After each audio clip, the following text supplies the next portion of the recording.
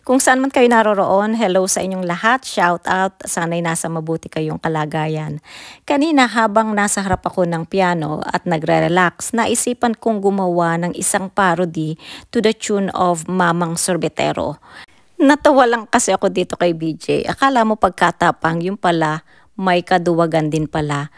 At hindi niya kayang panindigan yung mga sinabi niya dahil kung kaya mong panindigan ang sinabi mo, hindi ka mag-hide o magdi-delete ng mga videos mo. Ganun pa man, naka-hide man yan o deleted, ibig sabihin hindi mo kayang panindigan ang mga sinabi mo dyan sa channel mo. Nakagawa tuloy ako ng isang parody dahil tawang-tawa ako sa iyo, Jose. Anyway, sa mga makikinig, pagpasensyahan nyo na ito. Ako'y natuwa lamang talaga at pasensya na sa boses ko at yung way ng pagtugtog ko sa piano.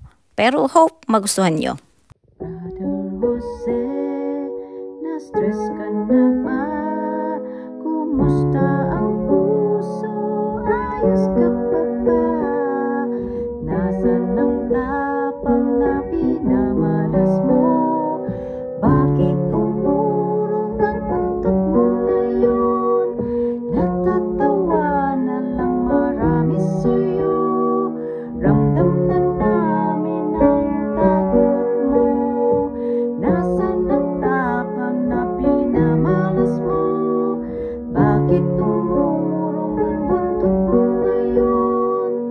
Brother Jose, na-stress ka na ba? Kumusta ang puso? Ayos ka pa ba? Nasaan ang tapang na pinamalas mo?